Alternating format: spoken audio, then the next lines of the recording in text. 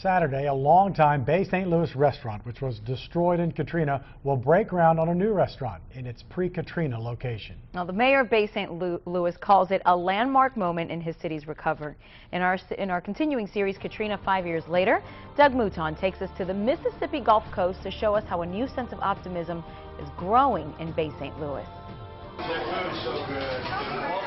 A Friday afternoon, and there's a lively crowd at Trapani's Eatery in Bay St. Louis. Pre-Katrina, post-Katrina, that hasn't changed. But this isn't the pre-Katrina Trapani's. Katrina wiped the restaurant off Beach Boulevard, where Tony Trapani says it belongs. So now he's moving back. I have to try it. So Saturday, Trapani's will break ground on Beach Boulevard again. This is the spot where Tony Trapani will rebuild his restaurant. The restaurant will actually be on the ground floor. A bar will be on the second floor. And everyone in Bay St. Louis says getting an open restaurant here on Beach Boulevard is huge. When we crank that place back up again, it's going to be the jump start of that whole area down there. That will be the catalyst for everything else to start happening. Les Fillingham oversaw his city's Katrina recovery, then took over as mayor last year. And Beach Boulevard in Bay St. Louis is your classic, uneven picture of Katrina recovery. A 1.7-mile-long Army Corps seawall project is fully funded. It should be finished roughly 18 months after they begin.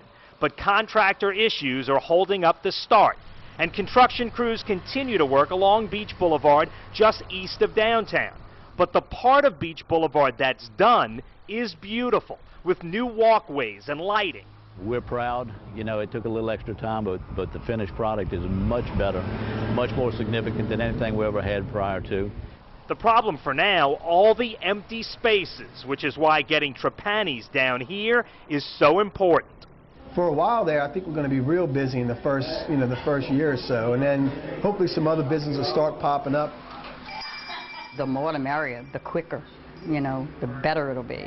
Cindy Mirabel is one of the owners of Maggie Mae's, one of the classic Bay St. Louis boutiques, art and a restaurant.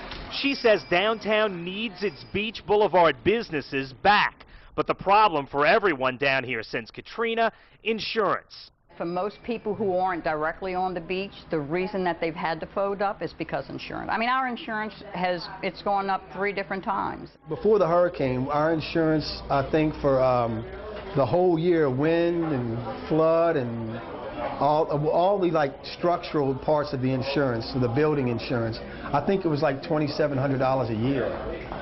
That's nothing. I think now they're talking about $60,000, $80,000 a year for all those insurances. It's a monstrous increase that many businesses simply can't afford. Tony Trapani will try it. He calls it a gamble. Mayor Fillingham believes the new restaurant will be extremely successful. The Mississippi coast was the epicenter of Katrina. The hurricane hit head-on. Mayor Fillingham estimates roughly 75 to 80% of his pre-Katrina population is back. What's rebuilt, he says, like the state-of-the-art Bay Bridge, is far better than before.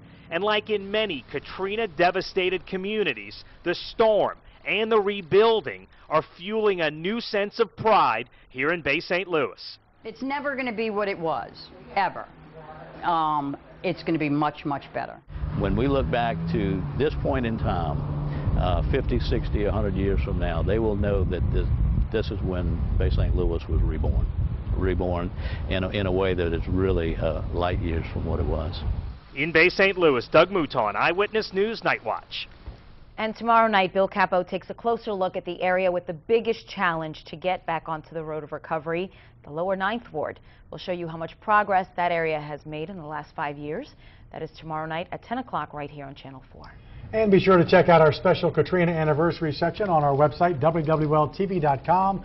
There you will find stories about the area's recovery, as well as archival video and a list of local anniversary events. Again, that's on our website, WWL.